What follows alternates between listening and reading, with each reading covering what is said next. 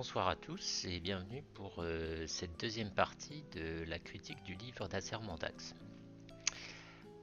Alors, je vais essayer d'aller un peu plus vite que la dernière fois parce que c'est vrai que la vidéo a été un peu longue. Donc je vais rentrer directement dans le sujet. Donc la dernière fois, on avait parlé de la méthode. Dans cette vidéo, on va parler, on va faire un résumé du livre et puis on va faire une critique des arguments.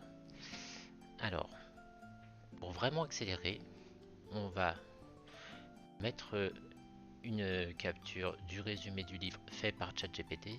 Ça n'a pas trop d'intérêt. Par contre, ce qui va nous intéresser, c'est la critique des arguments. Je vais quand même ajouter quelque chose sur le résumé du livre, qui sont un peu les impressions que j'ai eues après l'avoir lu. Donc, pour aller vite, on va dire que bon, c'est bien écrit, c'est clair, c'est concis. Le livre fait une centaine de pages, c'est assez dense. Qu'est-ce que j'ai bien aimé, c'est que Mandax fait quand même attention. Il est assez prudent, il prend des précautions dans ses conclusions, il tire pas de conclusions hâtives, il emploie le conditionnel, il est fidèle à son principe de parcimonie. Donc ça, je trouve que c'est une bonne chose. Sinon, qu'est-ce qu'on peut dire? Eh bien, le livre en lui-même, bon, c'est une collection du travail, des différents travaux faits par d'autres scientifiques. Mais c'est aussi, ça laisse un peu de place à la réflexion personnelle de Mandax. Et ça, je trouve intéressant. Alors, on trouve ça plus particulièrement dans les parties 1 et 6, où là, Mandax sort un peu du cadre empiriste pour, disons, interroger, enfin, approcher le problème d'un point de vue purement rationnel. Et ça m'a intéressé. Et donc, je pense que ça sera des points intéressants à critiquer. Les sources. Alors, je sais que Mandax aime bien opposer à ses contradicteurs l'importance d'avoir des sources fiables, vérifiables. Donc je me suis intéressé aux sources. Oh, je me suis pas tapé toute la bibliographie, mais j'en ai quand même vérifié pas mal. Et donc, ce que j'en retiens, c'est que elles ne sont pas toutes fiables. Alors, une des plus fiables parmi les moins fiables, c'est, on va dire, Academia. Donc, ce n'est pas une revue à comité de relecture, c'est plutôt un site de préprint. Donc, les chercheurs publient leurs articles là un peu sans qu'ils soient relus. Bon, ça leur permet d'être quand même cités. Voilà, bon, c'est moyen au niveau euh, du côté scientifique. Et puis il y a quelques articles qui sont publiés dans le magazine de Sceptic. Et bon, là, ça ne va pas parce que le Sceptic, c'est un blog. Voilà, c'est un blog zététique. Donc en gros, pour publier là-dedans, il vous suffit de bien connaître l'éditeur, ou il suffit que l'éditeur aime bien ce que vous faites, et puis voilà, vous êtes publié. Donc ça n'a aucune valeur scientifique, selon moi. Un peu plus embêtant par rapport aux sources, c'est que Mandax va nous citer des sources pour en fait affirmer le contraire de ce qui est dit dans la source. Et puis on a aussi des sources qui sont citées mais qui pointent vers des choses qui se contredisent. Donc ça c'est déjà un peu plus embêtant. On va enchaîner donc avec la critique des arguments. qui sont présentés dans le livre. Donc ce que je vais faire, c'est que je vais prendre le livre du début à la fin, hein, dans l'ordre chronologique, et m'attarder sur chaque argument. Mais avant ça, je vais quand même faire une petite remarque d'ordre général, encore une remarque d'ordre méthodique. Et donc je vais vous expliquer un peu ce à quoi je fais référence. Donc si vous voulez, je me suis amusé dans la partie du livre qui s'intitule des explications scientifiques des EMI, donc qui fait 18 pages. Et ben j'ai commencé à lire les 3 premières pages. Et puis là, on a déjà pas mal d'explications sur le phénomène des EMI. Et en fait, j'ai classifié ça, en fait, les explications d'un côté et le phénomène qui était expliqué de l'autre. Alors vous allez voir un peu ce que ça donne. Donc, dès la première page, on a une explication pour la sortie du corps. Et donc vous voyez qu'au niveau des zones du cerveau, ça implique le lobe temporal droit et le gyrus angulaire. Au niveau des molécules dans le cerveau, des phénomènes chimiques, on va dire, ça implique l'anoxie et une libération de glutamate. Et puis au niveau des processus, alors on a une réponse de type panique, pas très précis, une libération excessive donc de glutamate, et puis un phénomène d'inhibition. D'accord. Je continue ma lecture, et on nous parle des phénomènes lumineux. Donc eux, l'explication, c'est une flambée d'activité cérébrale, pas très précis, et on nous parle des ondes gamma. Bon, pas très précis non plus, parce que, si vous voulez, les ondes cérébrales, elles n'ont pas de rôle causal, vraiment. Il y a une activité neuronale, et puis voilà, les ondes cérébrales, c'est ce qu'on voit de l'extérieur. Ça n'a pas un pouvoir causal. Ça peut, dans le meilleur des cas, vous aider à prédire si le sujet est en train de dormir ou s'il est attentif, s'il va faire une crise d'épilepsie, mais ça va pas plus loin que ça. Mais bon, ça c'est une parenthèse. Continuons la lecture. Ensuite, on nous parle d'endorphine, de sérotonine et de dopamine. Et ça explique en fait le sentiment de paix, d'euphorie et de vigilance. Ok. On continue. Et là, on va nous parler de l'anoxie, donc qui expliquerait la sortie du corps et les phénomènes lumineux. Et le cortex, qui lui expliquerait aussi le sentiment de vigilance élevé, je crois. Bon. Eh bien, voilà. Donc, ce que je veux montrer par ce petit exemple, c'est qu'en fait, on a un phénomène qui est l'EMI, donc qui se caractérise par différents sous-phénomènes qui n'apparaissent pas forcément en même temps. Ça, on est d'accord là-dessus. C'est très rare qu'il y ait tous les sous-éléments en même temps. Et puis d'un autre côté, on a les causes ou les explications à un niveau neurochimique. Bon, alors, c'est vrai aussi que le cerveau est un système très complexe. Donc c'est vrai que quand on cherche les causes d'un phénomène, forcément la cause elle va pas être toute simple. Mais quand même, je pense qu'il y a un petit souci là au niveau de la méthode. Donc moi, si vous voulez, ça me fait penser un petit peu à ça, à quelque chose qui est assez courant en médecine. Donc quand on s'intéresse à des systèmes complexes, donc le corps humain, c'est ce qu'on appelle selon moi un syndrome. Donc là, si vous voulez, moi je vois un peu l'EMI comme un syndrome. Donc un syndrome qui peut se décrire par plusieurs caractéristiques. Et puis on cherche des causes pour expliquer le syndrome. Alors, quand on veut expliquer un syndrome, le but du jeu c'est quand même d'expliquer le syndrome. C'est pas d'expliquer chaque sous-catégorie indépendamment du reste.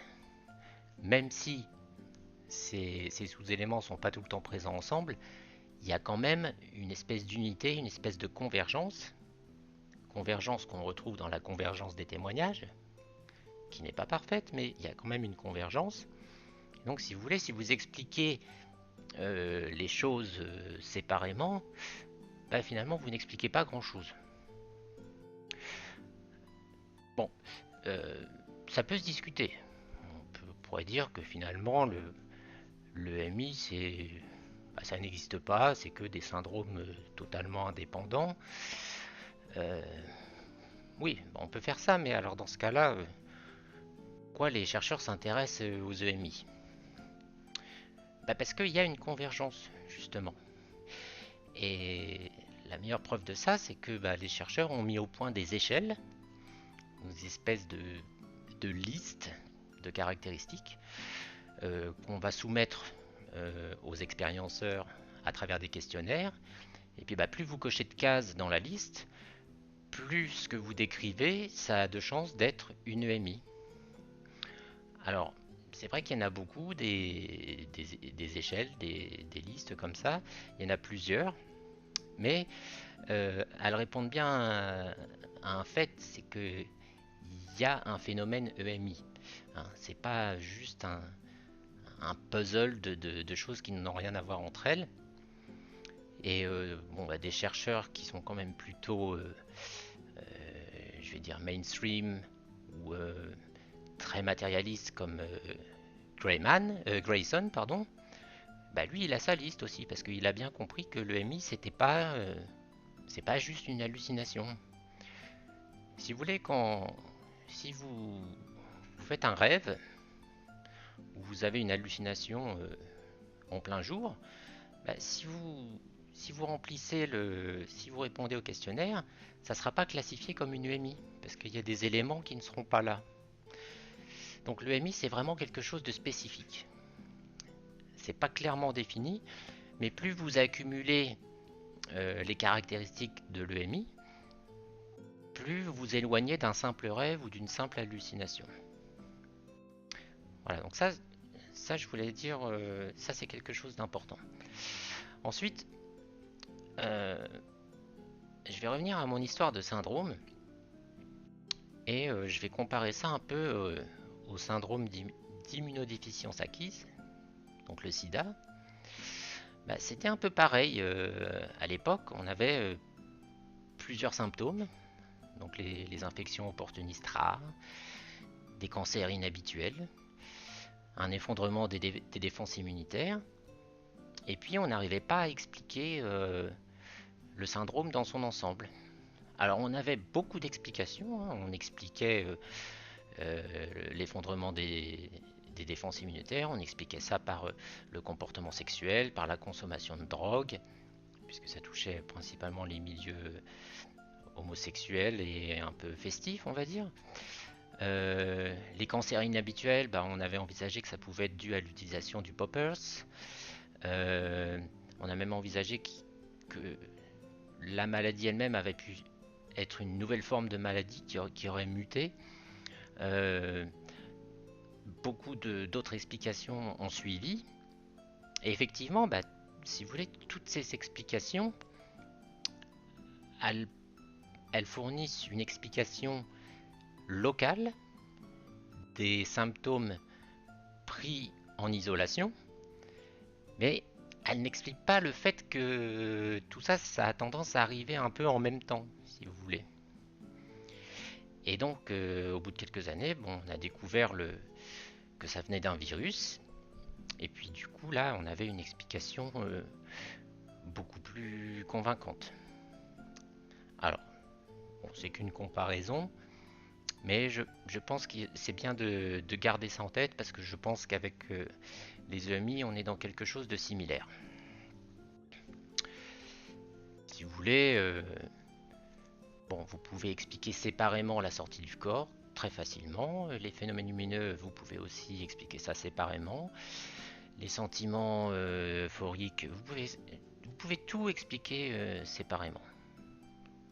Après, c'est pourquoi, en suivant les différentes échelles qui ont été mises au point, pourquoi ces symptômes apparaissent en même temps, pas systématiquement, mais quand même, il y a une convergence. Quelle est la cause un peu plus fondamentale derrière tout ça? C'est ça la question. Donc ça, c'était mon premier point. Ensuite, un point aussi un peu de méthode un peu plus générale. Bon, ce type de question, en fait, vous essayez d'expliquer un phénomène et vous avez des facteurs explicatifs. Et si vous voulez, là, bon, Mandax nous parle beaucoup de parcimonie. Là, les facteurs explicatifs, il y en a beaucoup quand même. Vous voyez, on est loin d'une explication parcimonieuse. Et puis, alors, bon là, ce que je vais dire, c'est une critique qui n'est pas entièrement valable, parce que ce que j'ai envie de dire, moi, c'est que ce sont des explications post-hoc. C'est-à-dire que voilà, le phénomène, on l'a observé, on en a déterminé les caractéristiques, et puis on dit, bah voilà, c'est à cause de ci, ça c'est à cause de ça, ça c'est à cause de ça. Mais si vous voulez, c'est un modèle qui ne prédit rien. Il explique après coup pourquoi on observe ce qu'on observe, mais il ne fait aucune prédiction. Et moi je pense même qu'il se contredit lui-même. Mais on va voir ça dans un instant. Ça, typiquement, quand vous essayez d'expliquer quelque chose avec un modèle qui a beaucoup de paramètres, on appelle ça l'overfitting. C'est-à-dire que pour chaque point de votre courbe, vous allez trouver une approximation qui passe par tous les points, mais dès qu'il y a un nouveau point, c'est-à-dire une nouvelle observation qui est faite, bah vous êtes obligé de mettre à jour votre modèle, de rajouter une variable, de rajouter une hypothèse, pour que la courbe passe par tous les points. Donc, en termes d'explication et de causalité, c'est assez faible. C'est faible. Donc vous pouvez avoir des facteurs ou des variables, on va dire, qui sont inutiles. Plus vous avez de variables, plus vous avez de chances que certaines variables ne soient pas, n'aient pas d'effet causal. Vous pouvez aussi avoir des variables qui sont liées entre elles, c'est-à-dire qu'en fait, les variables en elles-mêmes n'expliquent rien, mais elles sont elles-mêmes causées par une autre variable que vous n'avez pas encore découvert. Et puis, bon, en général, les modèles qui overfit sont des modèles qui n'ont aucune capacité de prédiction. Et ça, du point de vue de la méthode scientifique, c'est quand même un peu embêtant. Vous voyez par exemple les exemples de contradiction, bah, ça va être que vous avez une cause à l'observation de votre phénomène, puis vous en avez une autre, mais ces deux causes sont mutuellement exclusives. Alors, je sais pas, je vais dire n'importe quoi, mais vous dites que bah, en fait c'est la dopamine qui explique X, et puis en fait vous vous rendez compte que le glutamate ne peut pas être sécrété en même temps que la dopamine. Je dis n'importe quoi, c'est juste pour expliquer. Mais plus vous avez de variables, plus ce genre de choses peut arriver. Et puis bien sûr vous pouvez avoir des causes différentes qui vont montrer une chose et son contraire. Alors bon là c'est un peu plus évident je dirais à montrer, mais je veux dire si on veut pousser cet argument à son extrême, c'est un peu l'idée de se dire oui mais bon, alors on a un cerveau qui est à l'article de la mort, qui n'a plus d'oxygène, qui est plein de gaz carbonique, enfin ça déconne complètement. Et vous nous dites que en fait c'est pour ça qu'on observe un sentiment d'hyper-réalité, une revue complète de la vie du patient, enfin des choses qui demandent un cerveau en pleine forme en fait. Vous voyez, ça devient quand même assez difficile à à rester crédible. Euh, mais bon, pourquoi pas, hein, si on a moyen d'expliquer le mécanisme de façon précise, moi je suis ouvert à une explication. Mais souvent l'explication, elle va vous obliger à rajouter des hypothèses, à rajouter des mécanismes, et donc à faire grossir votre modèle.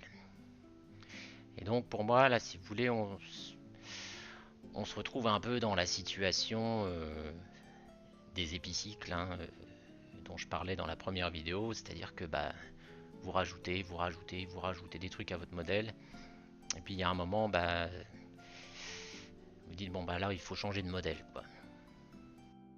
Je vous donne un autre exemple, hein, c'est que bah, si vous voulez, tous les mécanismes qui nous sont proposés là, hein, des mécanismes neurochimiques, oui c'est bien, mais l'hypoxie par exemple, non l'anoxie pardon, l'anoxie, ça c'est quelque chose qui arrive, bah oui, suite à un arrêt cardiaque ou à une situation un peu qui met votre vie en danger.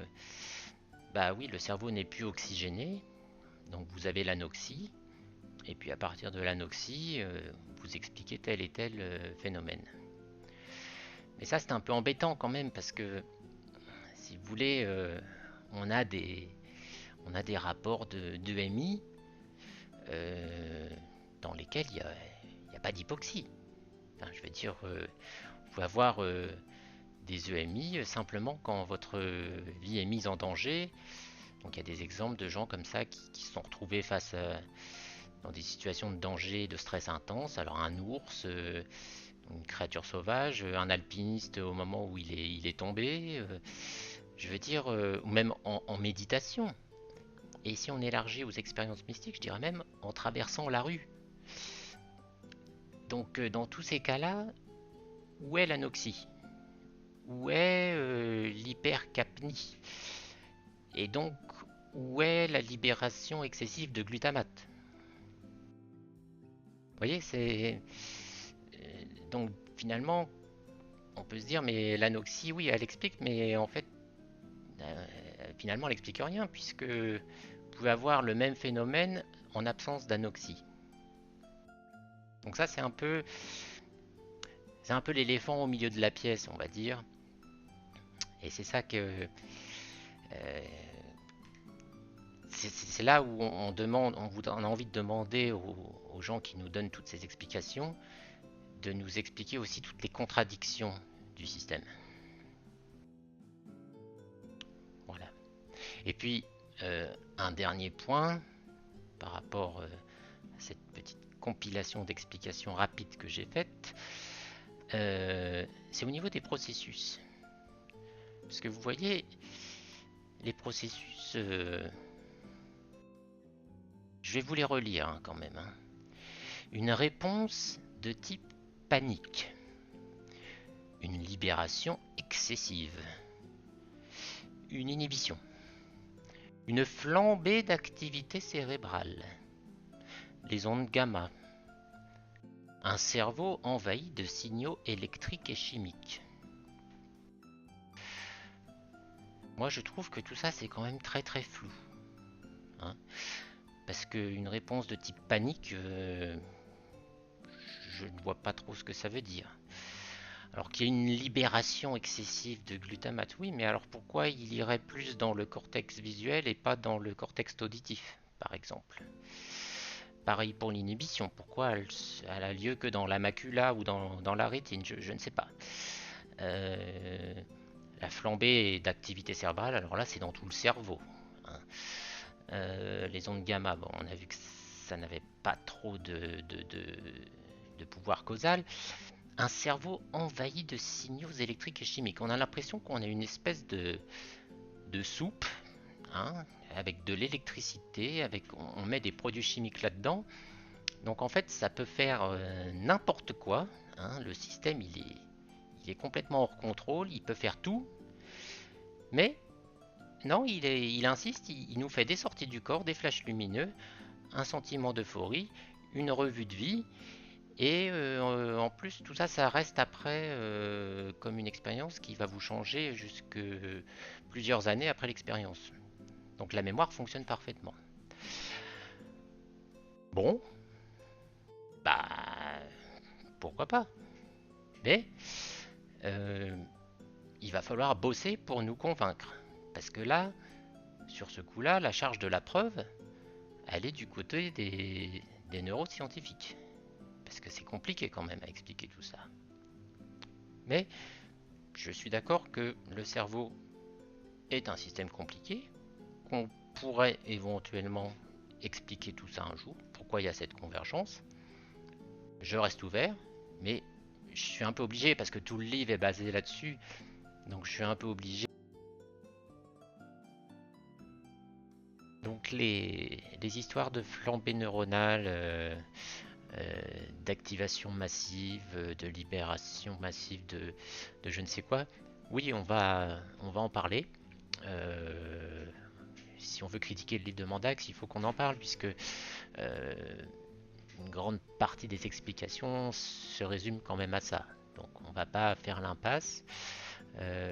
Bon, il a des explications psychologiques aussi, mais on va en parler. Euh, je voudrais quand même juste enfoncer le clou, on va dire. Donc, par rapport à l'anoxie, par exemple, qu'on nous ressort un peu partout. Euh, Si vous faites quelques petites recherches, parce que maintenant il commence à y avoir de la littérature, euh, vous voyez qu'en fait, chez tous les patients victimes d'arrêt cardiaque, on parle là, euh, il y a une anoxie à divers degrés, mais seulement 10 ou 20% rapportent une expérience de mort imminente. Il y a pas mal d'études qui documentent des cas de NDE sans anoxie. Et c'est vérifié, documenté et tout. Donc, si on est logique, l'anoxie n'est ni nécessaire ni suffisante pour produire une NDE. Voilà, c'est tout. Il n'y a pas. Je vous laisse la- une référence là. Il y en a beaucoup d'autres. Allez vérifier. Et cette référence en particulier, elle est intéressante puisque elle essaye de voir bon, si c'est pas l'anoxie, est-ce qu'on peut trouver un facteur prédictif euh, de l'EMI. Et bien ils en trouvent un. Alors c'est soit le fait que les patients avaient déjà des petits comment dire, des petites anormalités mentales, on va dire. Ils avaient des déréalisations, des dépersonnalisations, un peu spontanées, on va dire. Et puis l'autre raison aussi très explicative, c'est le fait que les gens soient impliqués dans la spiritualité ou la religion. Ça d'ailleurs, Mandax en parle un peu plus loin, je crois, dans son bouquin. Et lui, en fait, il l'interprète de la façon suivante. Il dit, bon, voilà, c'est des gens religieux, des gens spirituels. Donc, au moment de la mort, il y a tout cet imaginaire qui ressurgit sous forme d'hallucination. Ouais, ça se tient. Moi, j'interprète ça d'une manière complètement différente. Euh, mais on en reparlera dans la troisième partie de ça. Voilà. Donc, on va parler, on va se concentrer, hein, on va pas faire du page par page. J'ai un peu changé ma façon de découper parce qu'il y a trop de trucs à traiter et on va perdre un peu les millions de gens qui m'écoutent dans des détails inutiles. Mais on va quand même aborder 6 points. Donc on va revenir sur l'étude Parnia, bien sûr l'étude de Van Lommel. On va faire une petite incise sur les monotémoins à géométrie variable, ça vous allez voir, c'est pas mal. Et puis on parlera ensuite de Stéphane Alix et puis de Suzanne Blackmore. Suzanne Blackmore, c'est une quoi elle? C'est une neuroscientifique, une psychologue, je sais plus trop. Euh, Ça, c'est très intéressant, elle. Alors, Mandax la cite beaucoup, euh, et on va voir que elle a évolué dans ses idées. Donc l'étude Parnia. L'étude Parnia, donc, qui s'inscrit dans le projet Aware. Donc Mandax nous explique que effectivement, il y a eu beaucoup de bruit dans les journaux autour de ça. On a dit, oh, donc il y a une vie après la mort. Et donc, Mandax va se faire un plaisir de montrer qu'en fait, tout ce bruit qu'il y a eu, bah en fait, il n'y a rien. Bah moi, je suis d'accord. Je suis d'accord avec lui. C'est vrai que dans l'étude, il n'y a rien. Il y a, enfin, il n'y a pas grand-chose, on va dire. Euh, et il y a quand même des petites erreurs que fait Mandax, donc on va les regarder.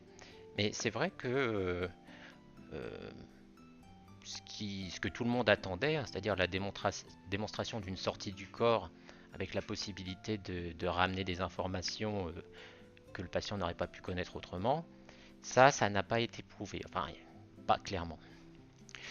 Alors, ce que je voulais dire, c'est Mandax a l'air de jubiler en disant que regardez, on est parti de 2000 patients, après il n'y en avait plus que 330, après il n'y en avait plus que 101, et puis bah, à la fin il n'y en avait plus qu'un.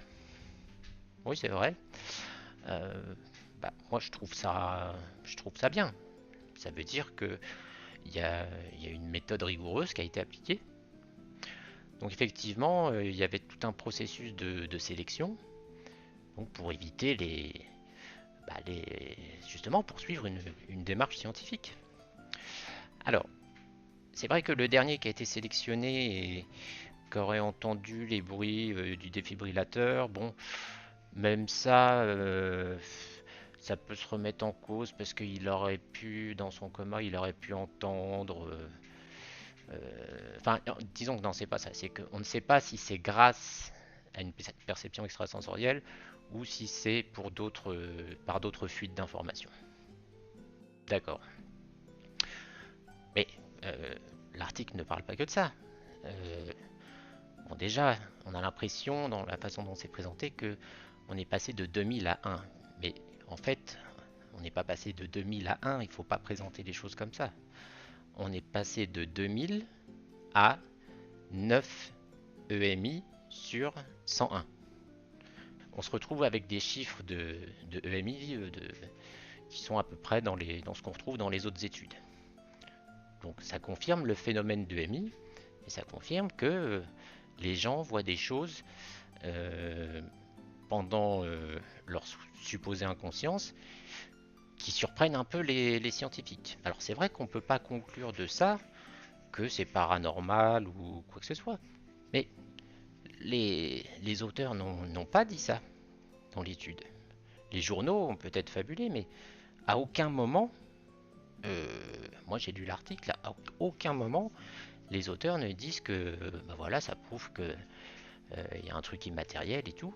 En fait, ce qui est dit dans l'étude, c'est que en fait les cliniciens, enfin les docteurs, les médecins s'étonnent qu'on puisse avoir des récits aussi qui décrivent des expériences aussi riches, aussi détaillées, alors que le cerveau est dans une condition qui normalement devrait interdire ce genre d'expérience.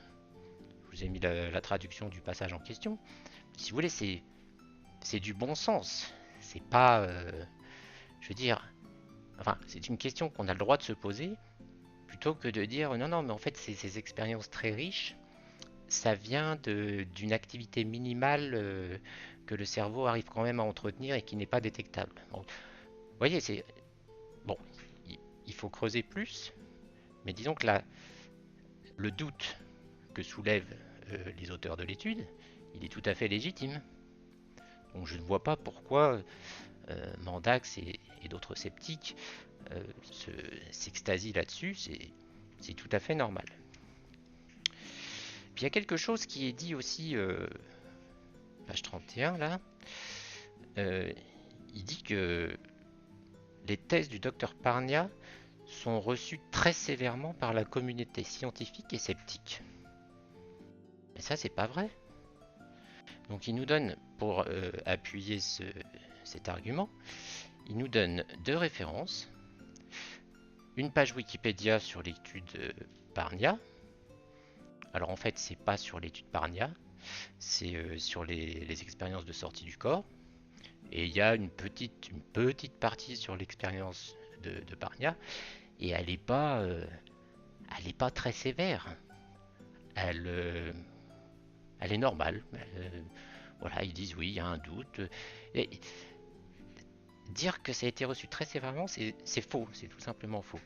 Ensuite, vous avez une deuxième référence.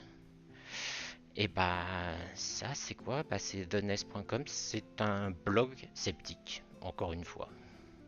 Bon, donc, entre ce que Mandax affirme,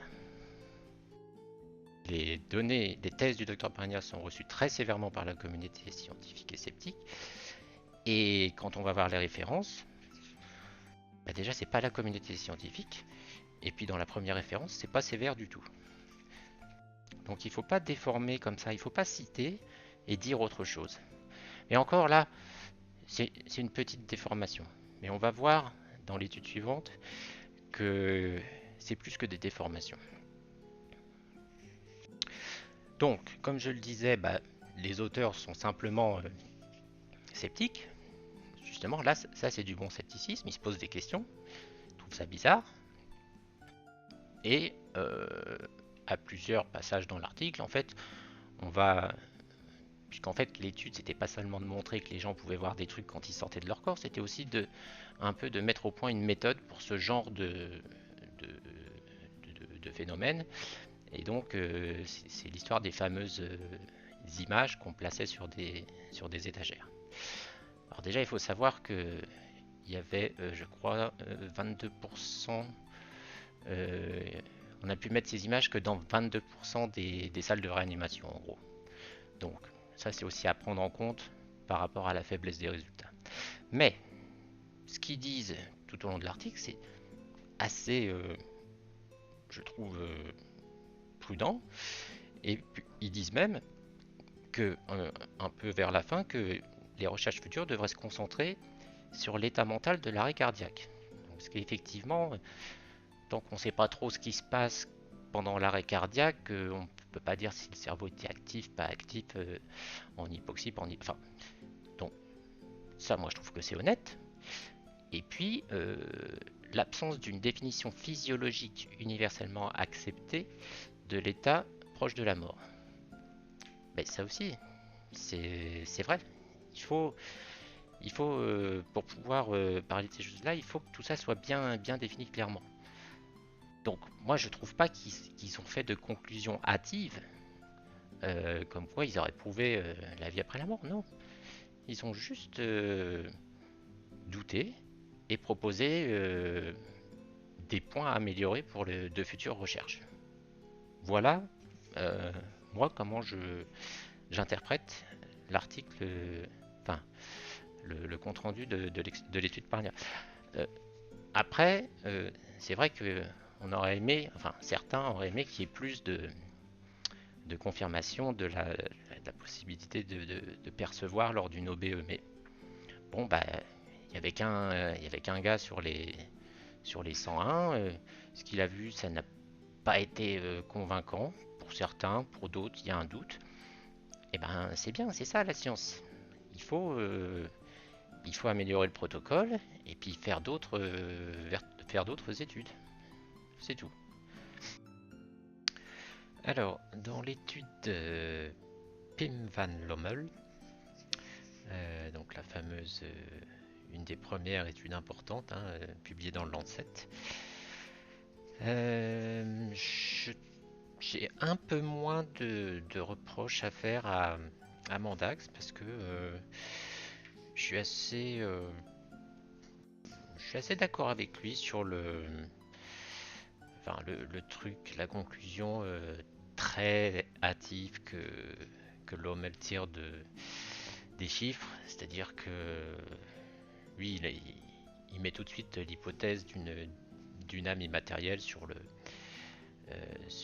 tapis et oh, il il dit aussi qu'il faudrait continuer à s'intéresser au cerveau pour voir si on peut pas l'expliquer comme ça, mais c'est vrai que il y a une espèce de manque de rigueur dans la façon dont il dit ça. Et donc là, je suis quand même assez d'accord. Euh,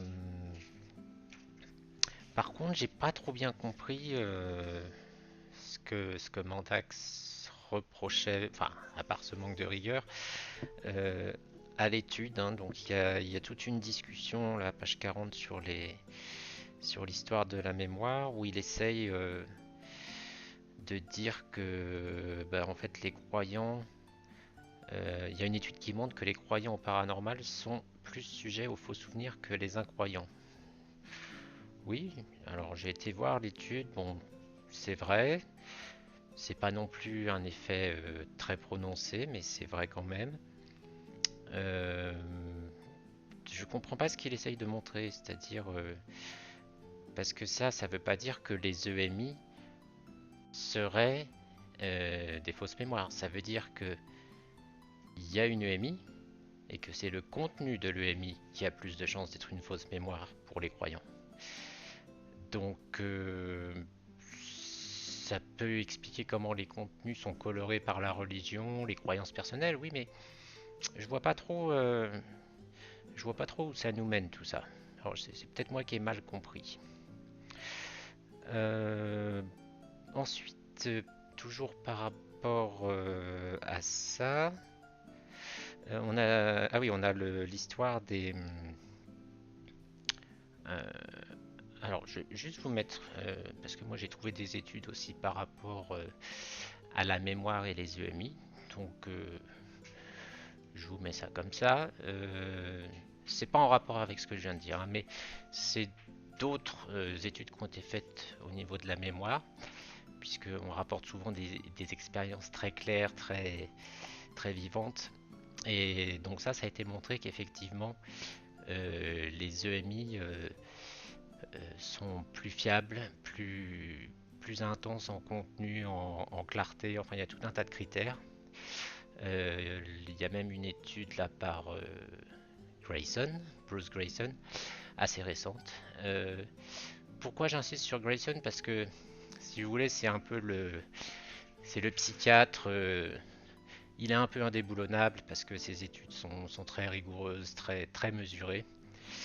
Euh, donc on voit dans son étude que bah, les mémoires relatives aux EMI comparées aux mémoires d'événements réels et d'événements imaginaires, on voit que la mémoire de l'EMI est plus forte.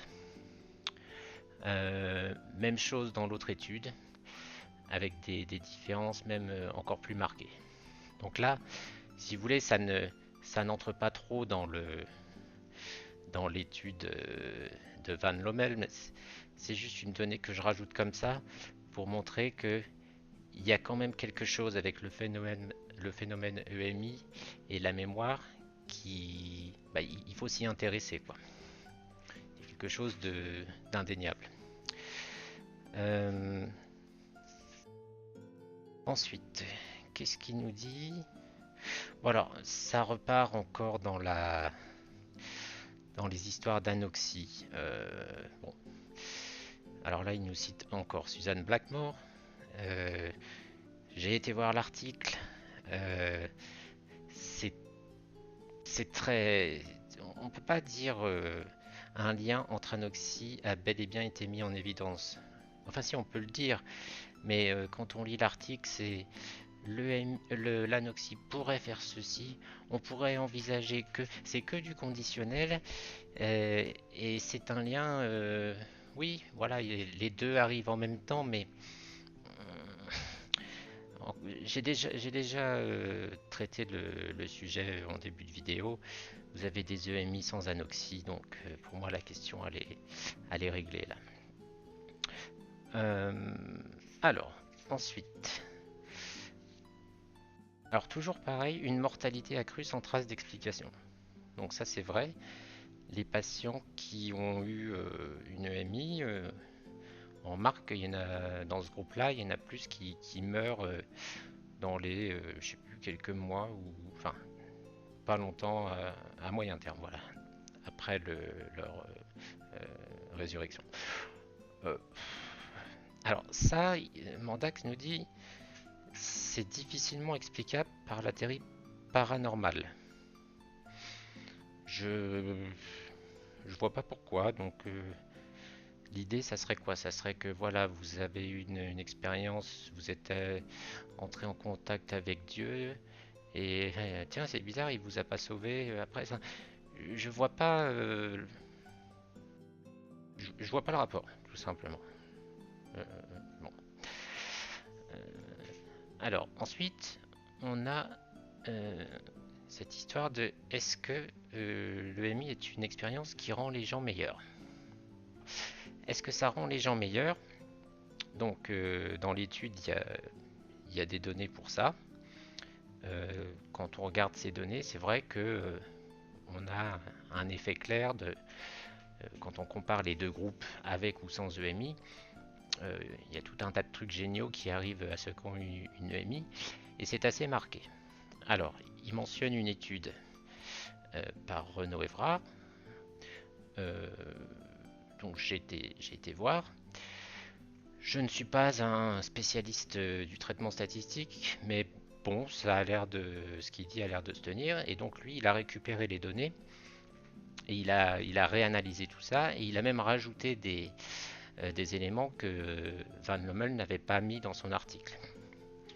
Donc ça, c'est vrai que je trouve que c'est pas terrible. Je sais plus ce que c'est la raison pour laquelle il l'a pas mis, mais c'est vrai que quand on réanalyse d'une façon plus fine, bon, l'effet est moins marqué. Euh, oui, il est moins marqué, mais il est quand même là. Hein. Voilà, d'ailleurs, il nous le dit lui-même. En empruntant cette vision d'ensemble, on obtient des résultats moins tranchés que ceux revendiqués par Van Lommel, même si les tendances initialement dégagées se confirment. Bon. Euh, donc ça, c'est faible. Ce qui est intéressant, par contre, mais ça on en reparlera, j'arrête pas de dire on en reparlera, mais c'est vrai, c'est pourquoi c'est important ça, le fait que les gens qui ont des EMI ont des transformations durables, et ben on en reparlera justement. Euh, pour rajouter et dire que bon, il y a quand même des études qui ont été faites là-dessus, et donc là je vous mets 3 études par Bruce Greyman, encore une fois, dont une assez récente, 2022, et qui a été menée sur 20 ans. Donc le Greyman, quand il a une idée en tête, lui, il lâche pas. Donc bah, je vais pas m'étendre là-dessus pour avancer un peu, mais euh, ça a des effets à long terme sur le comportement. Voilà ce que disent ces études en gros. Bien que ce soit nuancé, mais euh, allez vous faire votre propre opinion. Ensuite, euh, qu'est-ce que j'ai mis? Ah oui, en réalité, l'examen de ces données montre qu'il est impossible de conclure dans un sens ou dans l'autre pour savoir si les personnes ayant vécu une EMI ont moins peur de la mort ou manifestent une meilleure compréhension de soi, du but de la vie ou des autres données ou des autres du but de la vie ou des autres. Pas clair là. Alors, si c'est possible de savoir s'ils ont moins peur de la mort, c'est dans les données, c'est dans les études. Et puis après, bah, pour tout ce qui est meilleure compréhension de soi, du but de la vie, etc., Mandax nous dit ce sont des données subjectives dont le lien avec la réalité n'est jamais remis en question. Et bah, on en reparlera plus tard, mais euh, c'est ça la spiritualité, c'est du subjectif. Donc si vous vous comprenez mieux, si vous avez trouvé un but à votre vie, si vous avez plus de compassion envers les autres, oui, c'est subjectif. Mais c'est pour vous. Mais ça n'empêche que c'est vrai. On n'est pas toujours obligé de confirmer les choses de manière objective. Hein. Il y a d'autres moyens de connaissance euh, que la preuve objective. Hein, si je vous dis aujourd'hui je suis de bonne humeur, bah, voilà, C'est pas, y a pas besoin de faire une expérience pour le prouver, vous voyez. Mais bon, j'essaierai de trouver une meilleure façon d'expliquer ça. Euh, voilà. Donc là, à part des petits détails, j'ai pas, j'ai pas grand-chose à ajouter. Euh, J'y ai cherché, pourtant j'avoue que je me suis cassé la tête surtout sur cette histoire de faux souvenirs. Euh, mais c'est des discussions. C'est très compliqué parce que vous pouvez toujours trouver des explications. Vous dire, ah oui, mais là il aurait fallu choisir un groupe qui n'était pas déjà malheureux avant d'avoir fait son EMI. Enfin, ça vous oblige pour vraiment couvrir toutes les choses que vous voulez démontrer, ça vous oblige à vraiment avoir euh, des panels de sujets qui couvrent toutes les caractéristiques.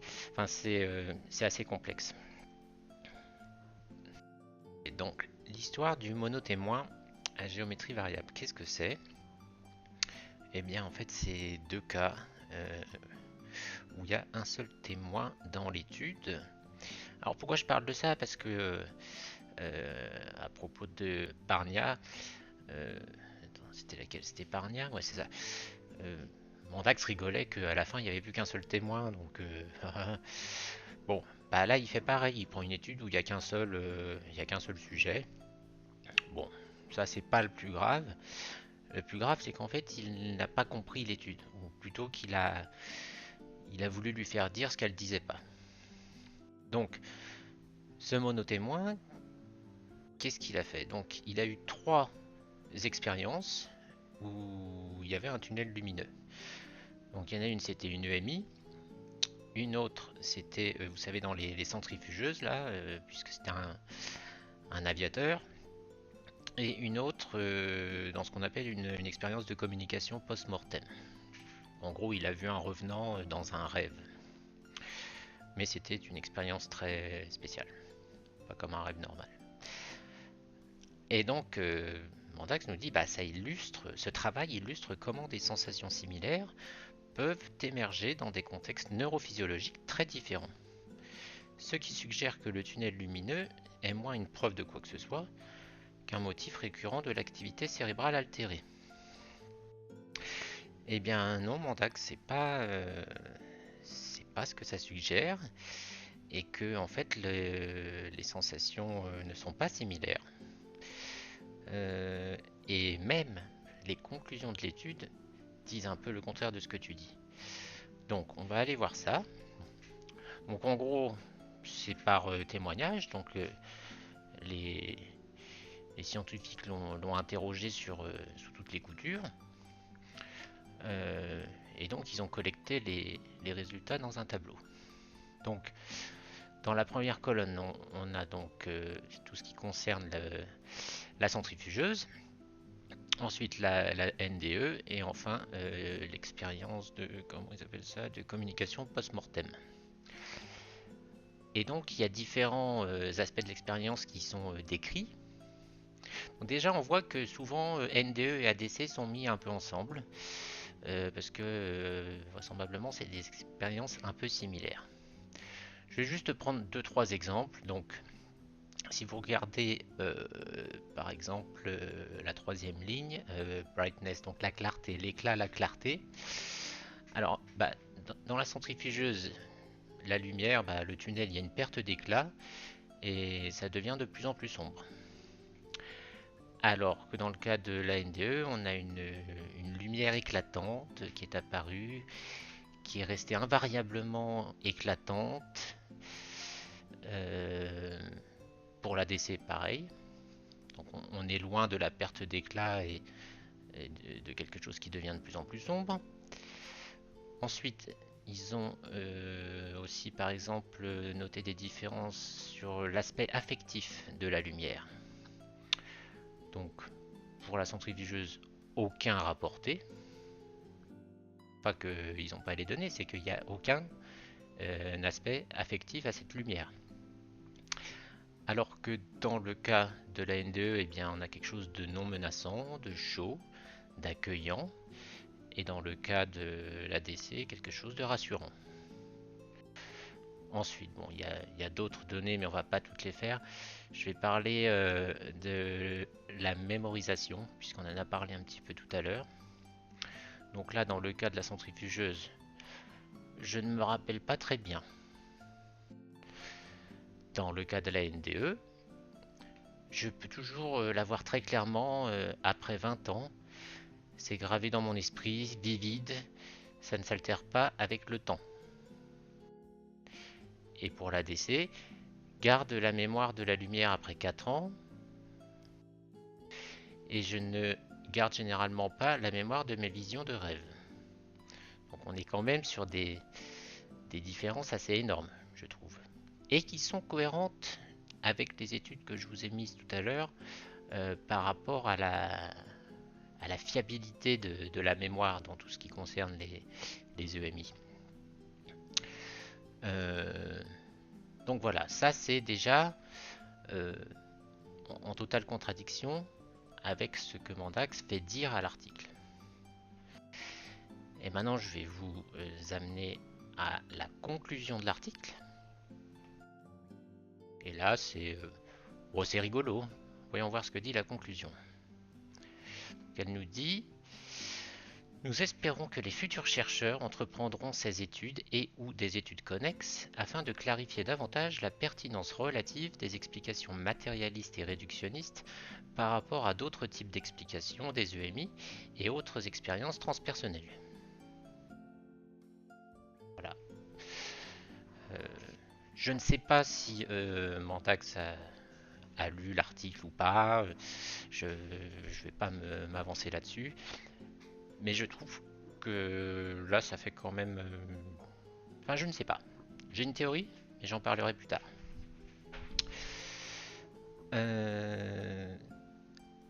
Alors, le monotémoin, en faisant mes recherches, parce qu'en fait, ça a commencé à m'intéresser tout ça.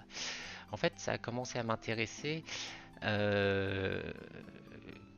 quand j'ai vu que oui, dans les sources, il y avait des trucs un peu bizarres. Et puis, la première fois, c'est quand il a parlé de Carl Friston. Parce que moi, dans mon activité de chercheur, dans mon ancienne vie, j'avais lu pas mal de ces trucs parce que j'étais dans la robotique, tout ça, et c'est vrai que on cherche toujours nous des trucs à appliquer à la robotique. Donc, Friston avec sa théorie de l'énergie libre, du cerveau prédictif, c'est puissant, hein, c'est une théorie qui a fait des prédictions, qui ont été validées, etc. Ça explique beaucoup de choses sur le fonctionnement du cerveau.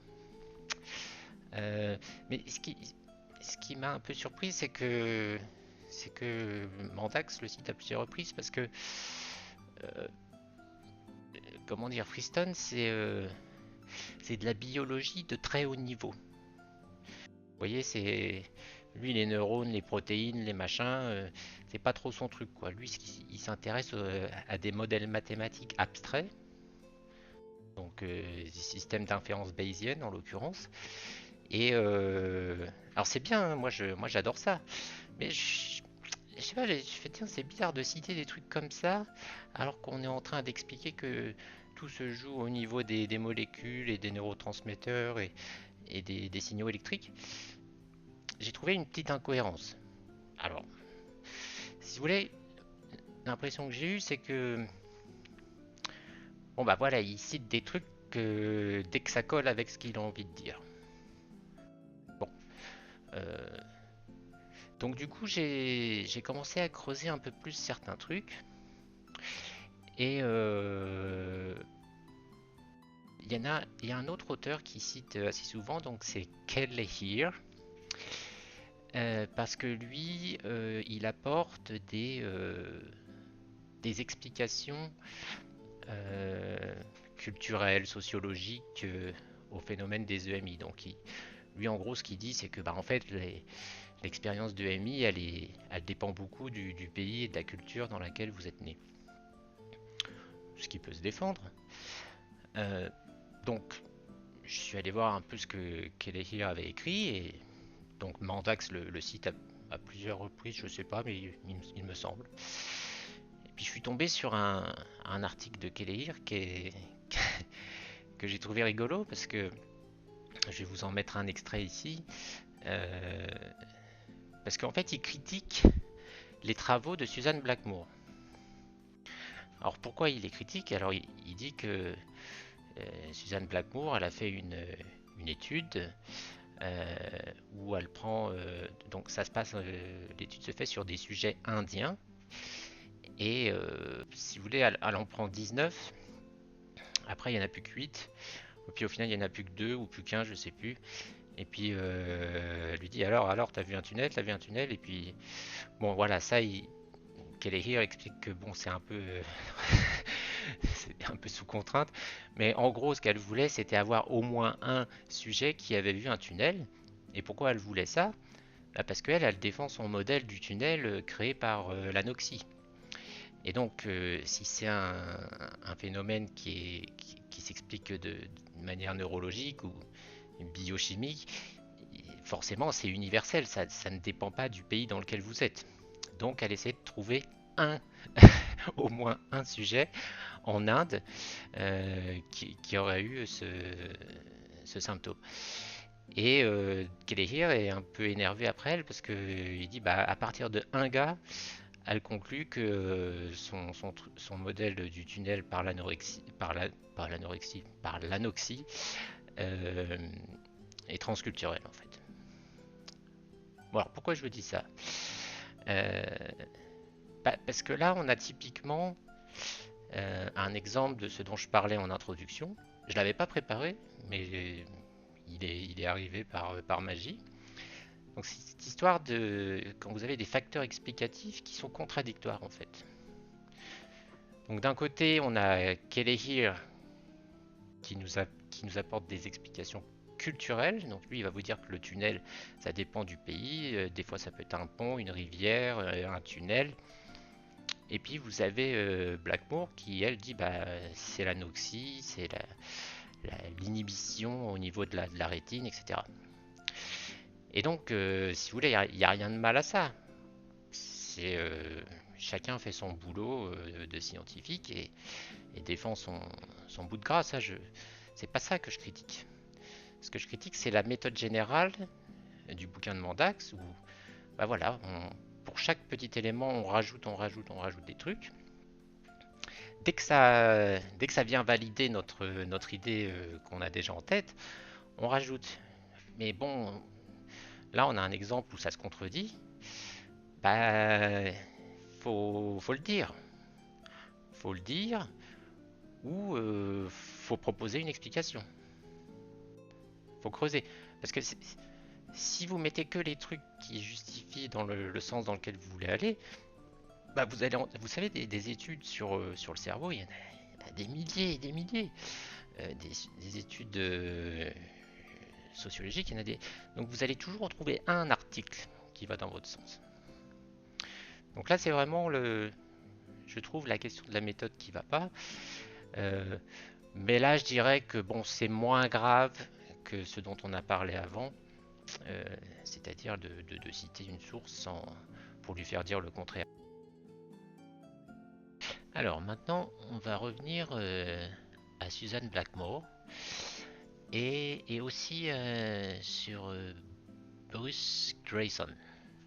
Je crois que je disais Grayman, mais c'est Grayson. Pourquoi? Eh bien parce que ce sont des personnages intéressants. Euh, Pas par leur aspect physique, hein, bien sûr. Bon, en fait, la Grayson, il a pas un bandeau sur l'œil en permanence. Là, je sais pas ce qui lui est arrivé, mais bon.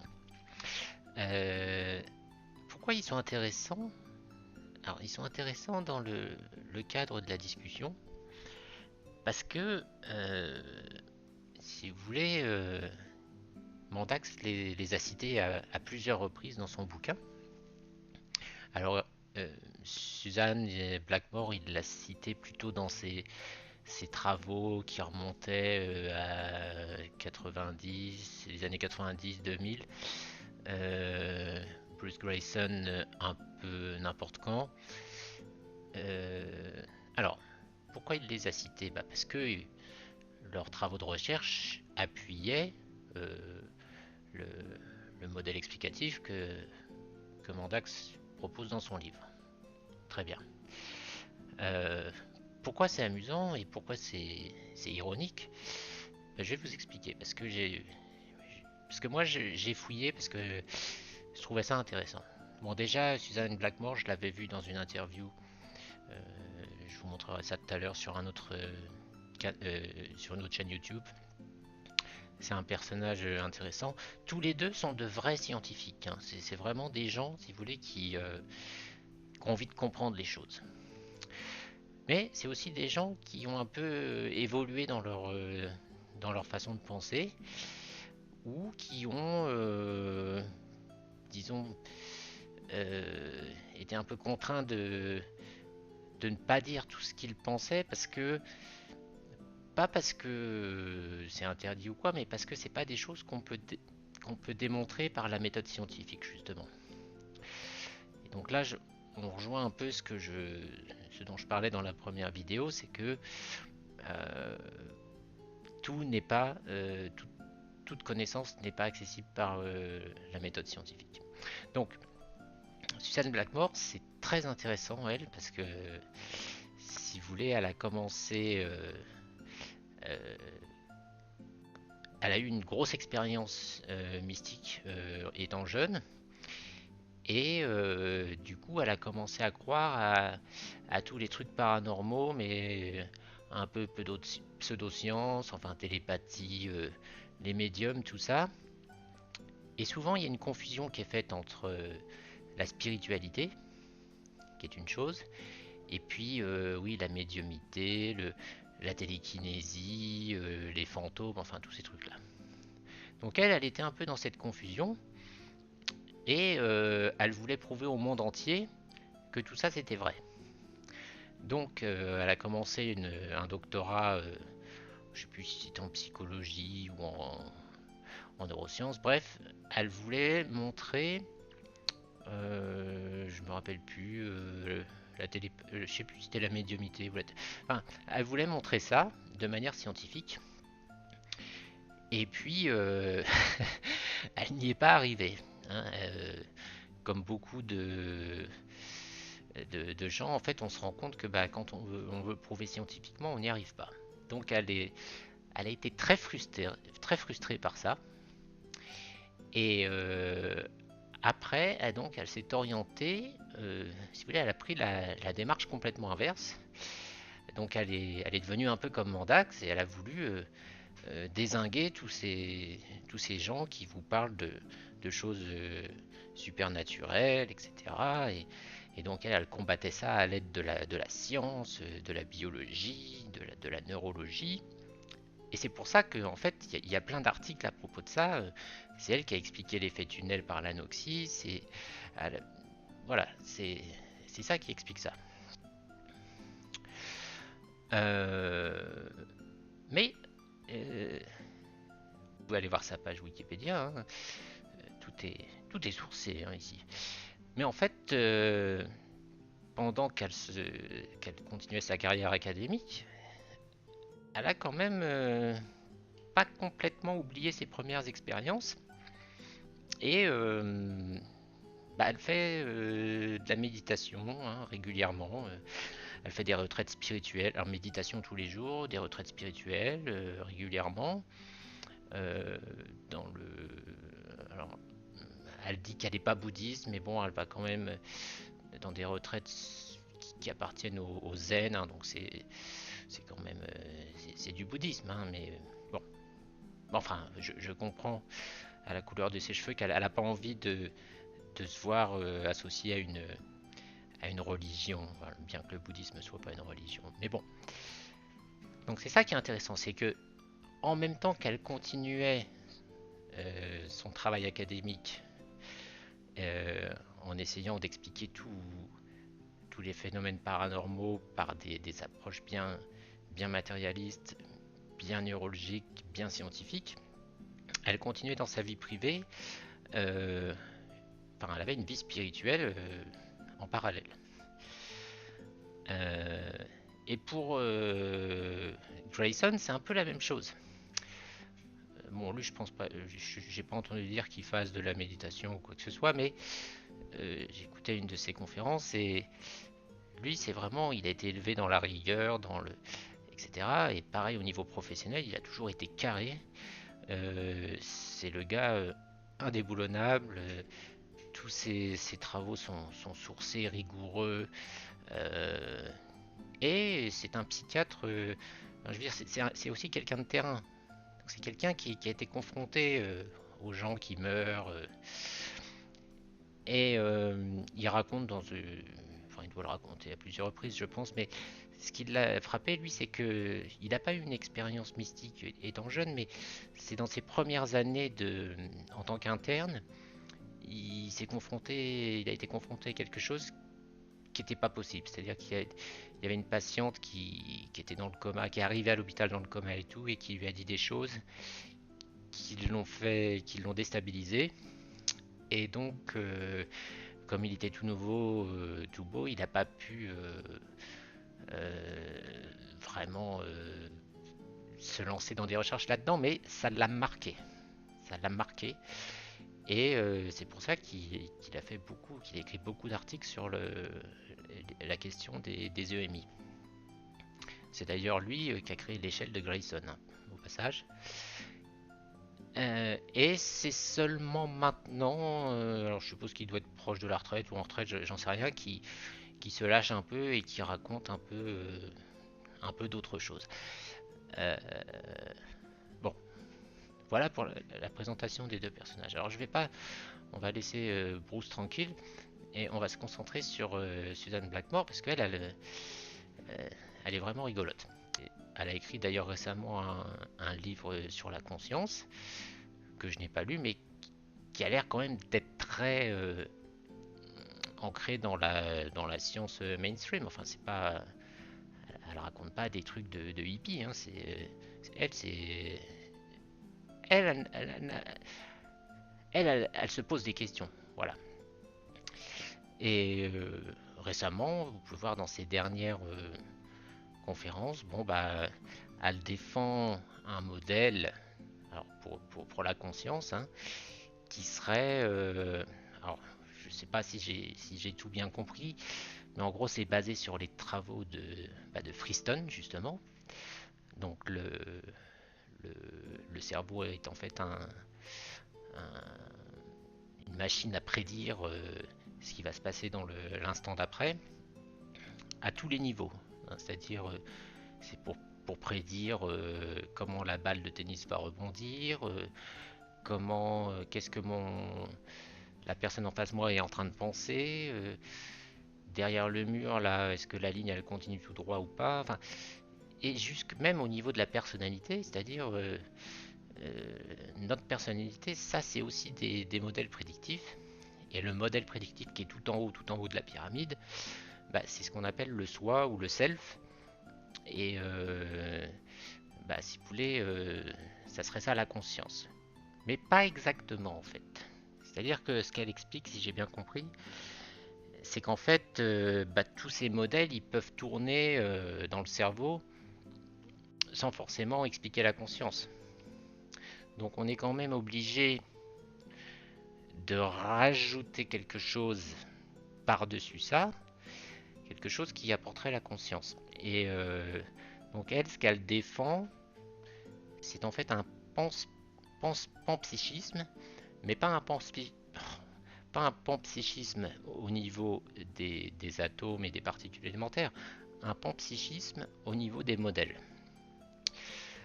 Donc c'est intéressant euh, parce que le panpsychisme, on n'est plus dans le matérialisme. On est obligé de rajouter la conscience comme étant une autre propriété fondamentale de la réalité. Après, vous pouvez le mettre dans les atomes, vous pouvez le mettre où vous voulez, mais elle le met dans les modèles. Donc si vous voulez, elle essaye de concilier tout ce qu'elle connaît à propos des neurosciences, etc. Je pense avec un peu de sa spiritualité qui lui fait comprendre quand même qu'il y a une différence de nature entre la conscience et un simple modèle prédictif. Et voilà, elle fait une petite bouillie avec ça. Et c'est un peu ce qu'elle explique. Mais si vous voulez, elle a les deux casquettes. C'est-à-dire que ce que je veux montrer par cet exemple-là, c'est que à la fois Suzanne Blackmore et Grayson, c'est des gens qui toute leur vie ont publié euh, des articles qui ont été cités par d'autres scientifiques qui étaient tout à fait conformes à la méthode scientifique, mais en parallèle, en fait, dans leur vie privée ou dans leur, oui, dans leur vie privée, ou dans leurs croyances personnelles, ils sentaient qu'il y avait autre chose. Que ce soit, alors, elle, Suzanne, elle, c'est grâce à son expérience, à ses expériences qu'elle a eues étant jeune et plus tard. Et Grayson, c'est par lui, il en a pas vécu, mais il a été confronté à ça dans son travail. Et moi, ce que j'essaye de dire là, c'est qu'en fait, ces gens-là, c'est des vrais scientifiques. Pourquoi c'est des vrais scientifiques? Parce que quand ils sont au laboratoire, quand ils sont à l'université, quand ils écrivent leurs articles, ils appliquent la méthode scientifique. Donc ils appliquent ce qu'on appelle le matérialisme méthodologique. Mais au niveau de leurs croyances métaphysiques, ils sont dans autre chose. Enfin, en tout cas, le matérialisme ne suffit pas à expliquer des choses qu'ils ont vues, qu'ils ont constatées de leurs yeux, j'ai envie de dire. Mais c'est pas grave, ils continuent, ils savent comment fonctionne le système de la recherche scientifique, donc c'est ce qu'on expliquait dans la première vidéo. Quand la méthode scientifique, elle ne fonctionne que si vous supposez que tout est matériel et que tout phénomène a une cause matérielle. Donc, bien sûr que vous êtes obligé de suivre cette méthode, mais ça ne vous empêche pas, dans votre vie privée, d'avoir d'autres croyances, même si vous ne pouvez pas encore les prouver. D'ailleurs, on a ça en physique, hein, physique des particules, physique quantique, etc.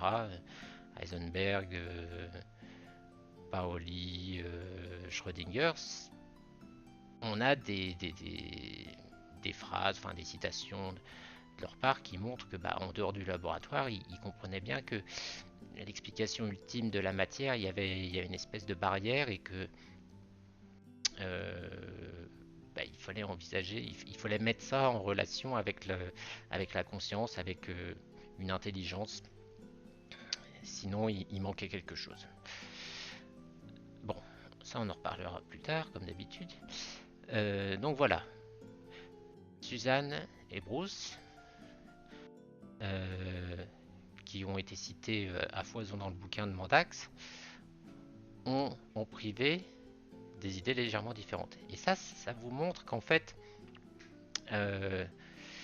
l'approche de Mandax qui consiste à dire oui, il n'y a que par la science qu'on peut acquérir une connaissance, blabla, ça c'est du bidon.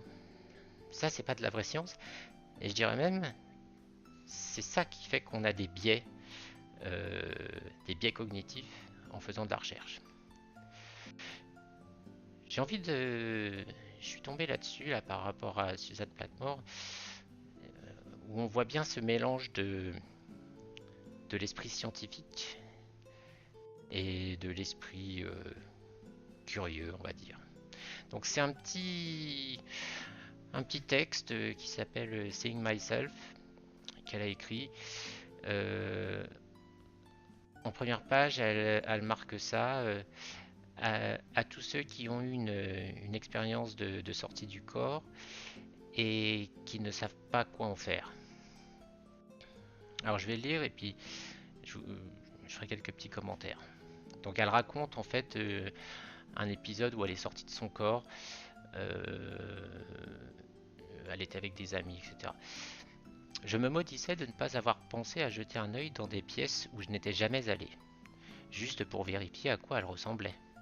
J'étais furieuse contre moi-même de ne pas avoir eu la présence d'esprit de demander à Kevin ou Vicky de faire des tests de perception extrasensorielle, de cacher des cartes, des chiffres, n'importe quoi dans la pièce d'à côté ou dans le couloir, pour tester ma vision psychique. Au lieu de cela, j'avais bêtement traversé les océans pour voir des villes lointaines que je ne pourrais jamais vérifier. J'étais en colère de ne pas avoir une seule fois pensé à leur demander de trouver un magnétophone et d'enregistrer ce que je disais.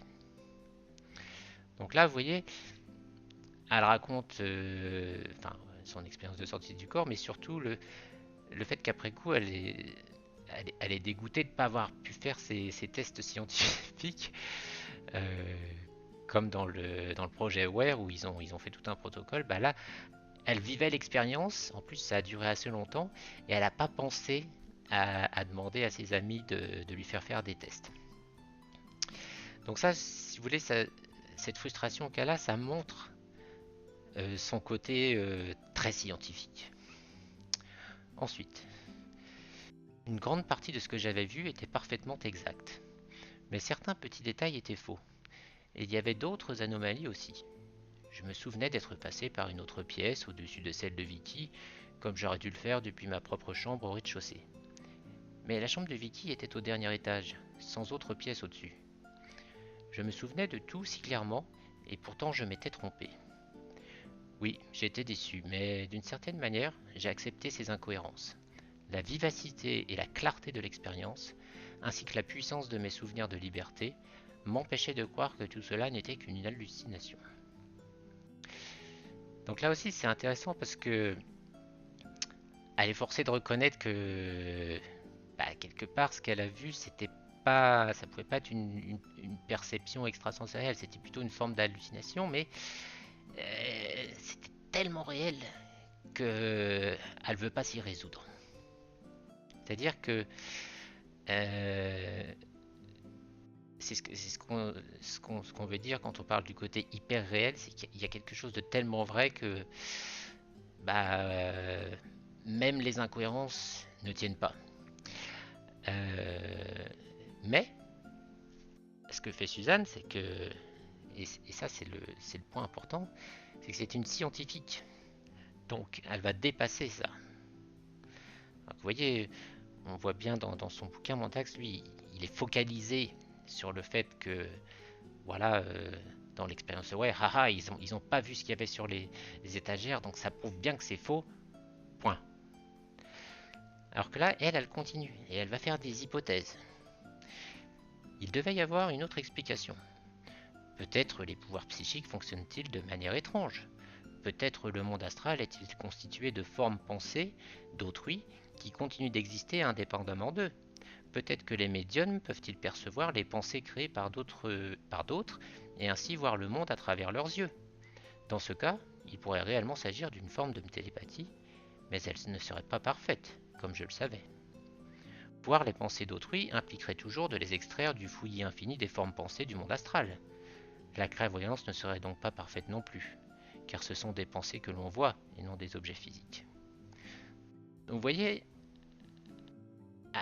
face à la contradiction à laquelle elle faisait face, elle a envisagé une quantité d'autres possibilités, une quantité d'autres théories, et bon, je ne sais pas ce qu'elle en a fait, mais ce que je veux dire, c'est que c'est ça, ça c'est une pensée sans a priori. C'est-à-dire que vous dites pas, vous arrêtez pas là, bon bah oui, non, en fait c'était qu'une hallucination. Non, vous essayez d'envisager d'autres possibilités. Et ça, c'est pour moi, c'est ça qui fait un bon chercheur. Parce que de toute façon, quand elle va vouloir publier quelque chose, elle sera obligée de se remettre dans la démarche scientifique. Pas parce que c'est un dogme, mais parce que c'est ça qui permet d'amener des preuves. Mais dans l'esprit, dans son esprit à elle est ouverte. Elle fait les deux. Elle est à la fois scientifique avec un matérialisme méthodologique, mais elle se ferme pas à d'autres possibilités. Ok, donc on va faire un petit résumé de tout ça, et puis on va arrêter la vidéo là parce que ça commence à être un peu long. Donc en résumé, bon, le modèle d'explication proposé est un modèle d'explication multifactorielle. On a vu un peu ce que ça impliquait, que c'était faible, qu'il y avait de nombreuses possibilités de contradiction, qu'on a mis en évidence à travers quelques exemples. une faiblesse intrinsèque du modèle, puisque on est dans cette situation d'overfitting, donc très peu de capacité de prédiction. On vient expliquer les choses après coup. Voilà, on accumule des explications. Et ça, c'était l'exemple du syndrome. Hein. On explique les symptômes, mais pas le syndrome. Et bon, voilà. Après, s'il y en a que ça satisfait, tant mieux. Le deuxième point, et celui-là, il est un peu, pour moi, c'est un peu, ça invalide, on va dire, allez, 80% de la thèse, parce que, si vous voulez, on voit à travers des exemples, enfin, à travers la littérature, que il peut y avoir des EMI dans d'autres circonstances, sans forcément que votre cerveau soit à l'agonie. Donc, les causes neurochimiques, je le répète, ne sont ni nécessaires ni suffisantes. Donc, voilà, là, il faut quasiment tout recommencer, les amis, parce que il n'y a plus d'explication pour moi. Donc, je ne vais pas dire que l'hypothèse du cerveau mourant est à rejeter complètement, mais en tout cas, elle est sérieusement ébranlée. Ça, pour moi, c'est du bon sens. Au niveau du travail bibliographique, des sources, etc., là, on a un problème aussi, et je pense que je l'ai montré. Les sources ne sont pas toujours fiables, c'est pas toujours du pur scientifique, hein. On est sur du blog, du Wikipédia. Bon. Plus grave, leur sens est parfois déformé, exagéré, ou même inversé, très grave. Et en plus, il y a des sources qui se contredisent. Alors ça, pour moi, soit c'est parce que c'est un travail qui a été bâclé, ou fait avec ChatGPT, je sais pas. Mais pour moi, ce que ça montre, c'est un biais de confirmation, conscient ou pas, mais un biais de confirmation qui consiste à partir avec une idée préconçue et puis à aller chercher toutes les sources qui vont venir appuyer ce qu'on pense. Voilà. Alors, si vous pensez qu'il n'y a pas de biais de confirmation, moi je vous invite à aller voir la vidéo que Mandax a faite à propos de la méditation. Bon, elle dure pas longtemps, hein. Là, c'est une masterclass de biais de confirmation. Et si vous voulez, je pense qu'il ne le fait pas exprès. Donc je pense que c'est un biais inconscient.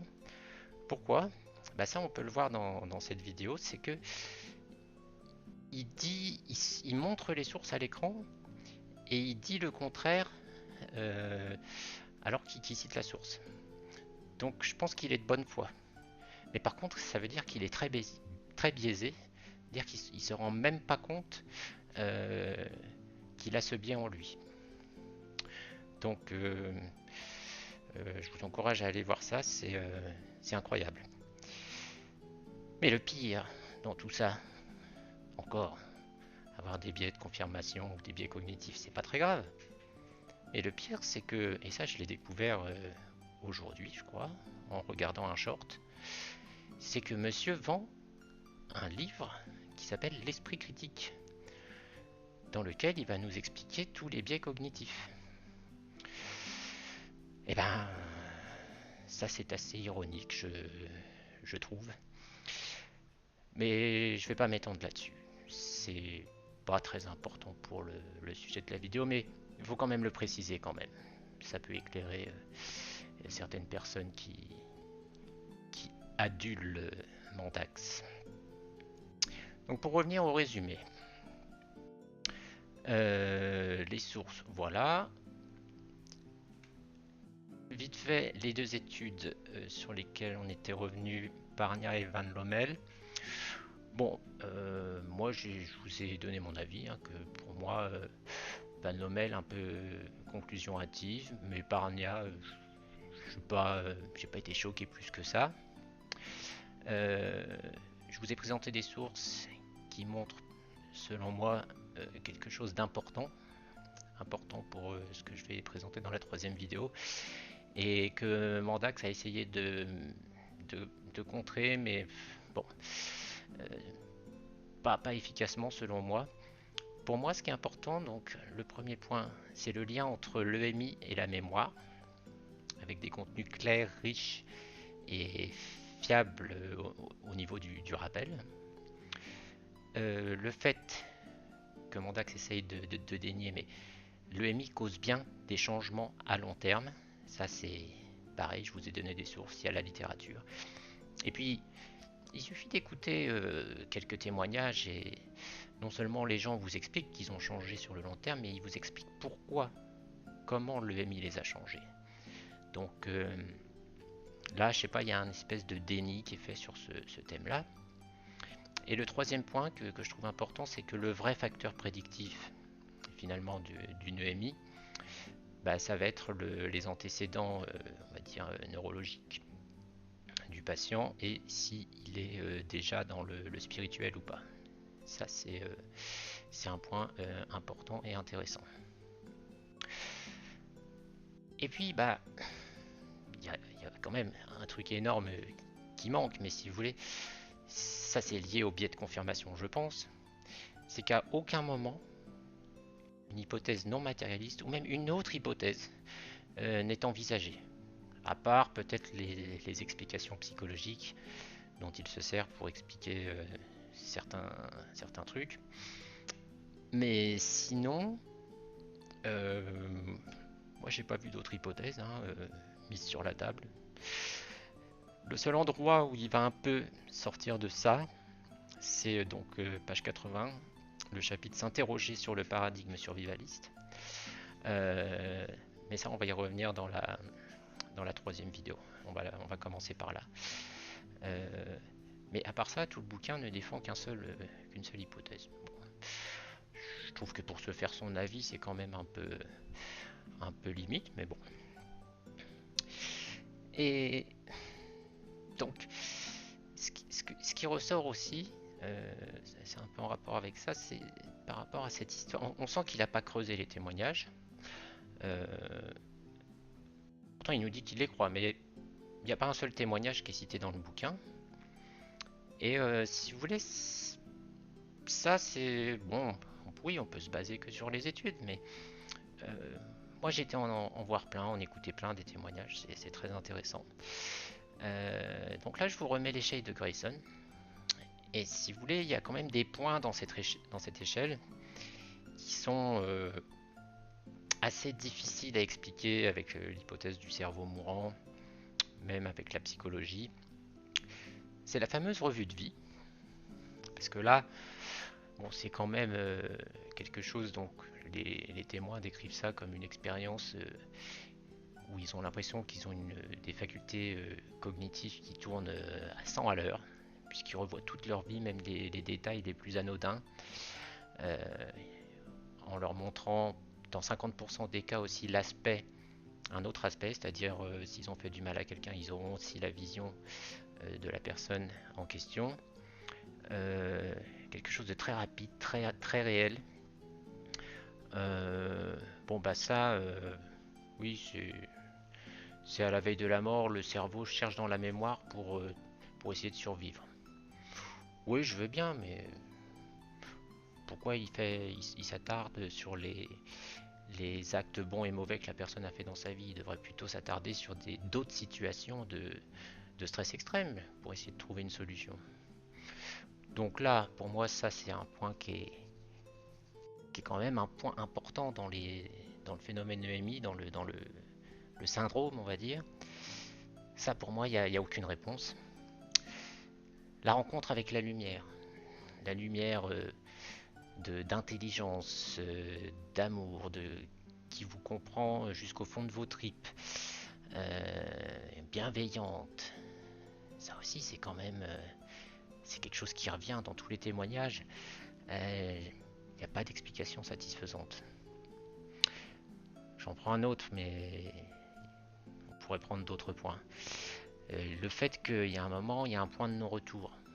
Alors des fois, c'est le bout du tunnel, ça peut être un pont ou une rivière à traverser, etc. Mais le fait qu'à chaque fois, le témoin soit mis en face un choix, c'est-à-dire le choix de retourner sur Terre, entre guillemets, et le choix d'aller vers un au-delà. Bon, ben ça aussi, c'est quand même, c'est très spécifique. Je veux bien que le cerveau soit en train d'halluciner, mais pourquoi systématiquement c'est comment dire, cet élément narratif là qui revient. Vous voyez, c'est très mystérieux et c'est encore plus frappant quand vous écoutez les témoignages des gens. Mais rassurez-vous, les témoins, on les croit. Mais tout ça, c'est certainement une hallucination cognitive. Donc voilà.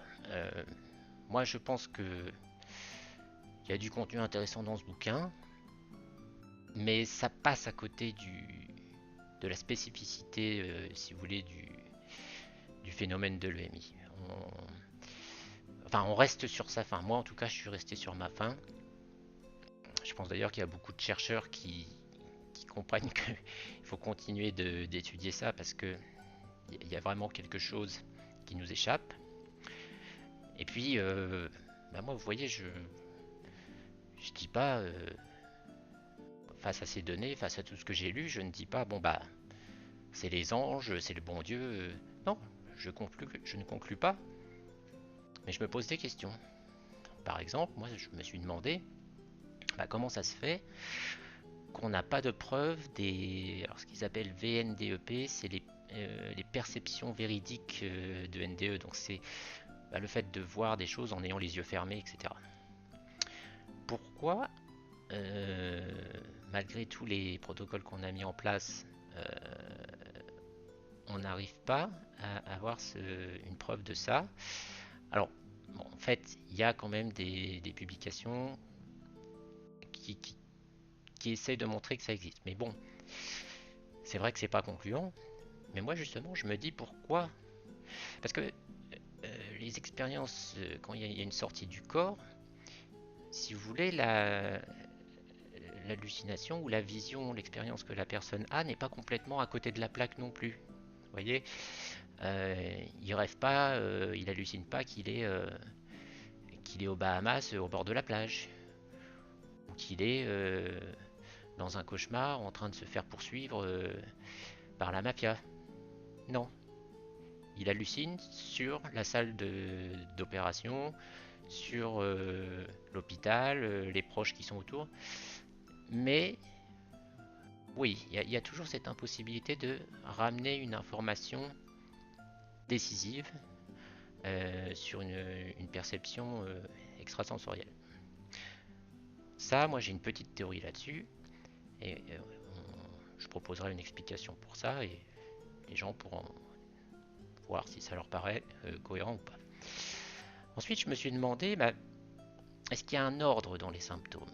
Puisqu'on nous parle du tunnel, de la rencontre avec des proches ou des êtres célestes, on nous parle du point de non-retour, de la revue de vie. Moi, je n'ai pas pu voir dans les études que j'ai vues s'il y avait un ordre, s'il y avait peut-être une étape qui était toujours avant les autres, une qui était tout le temps à la fin. Enfin, oui, le point de non-retour, en général, c'est à la fin. Mais moi, ça m'intéresserait, ça, de savoir s'il y a un ordre là-dedans. Et un peu dans le même ordre d'idées, je me suis demandé aussi, pour toutes les EMI où il n'y a pas d'arrêt, qui arrive sans qu'il y ait un arrêt cardiaque, donc sans qu'il y ait le cerveau mourant, etc. Je me suis demandé si pour ces EMI-là, si on avait une revue de vie. Est-ce que la revue de vie n'intervient que pour vraiment quand il y a un danger de mort ou pas? Ça, j'ai pas trouvé de... Bon, j'ai pas trop cherché non plus, mais vous voyez, ça, c'est des questions qui restent ouvertes. Et moi, en tant que, je vais pas dire scientifique, mais avec un esprit curieux et scientifique, un peu comme Suzanne Moore d'ailleurs, ben voilà, il y a encore des choses à chercher. Hein, moi là, je ne suis pas l'hypothèse du cerveau mourant, ça m'a laissé sur ma faim. Voilà, voilà ce que j'avais à dire. Donc, on arrête là. La dernière vidéo, on confrontera le dernier chapitre, enfin la partie s'interroger sur le paradigme survivaliste. Là, ça va être intéressant, très intéressant, je pense. On va peut-être comprendre, je pense, d'où vient ce biais de confirmation de Mandax. Et puis après, je proposerai une théorie, enfin pas une théorie, mais une tentative d'explication qui n'est pas forcément la mienne, mais qui sera un boulgui-boulga de choses que j'ai pu voir ici et là, qui sera, je l'espère, en accord avec tout ce qui a été dit sur le sujet. Puis on verra si c'est plus rationnel ou pas, si c'est plus parcimonieux ou pas. Voilà, bon ben je m'arrête là. Je vous laisse sur vos réflexions et je vous dis à bientôt pour la dernière vidéo. Salut!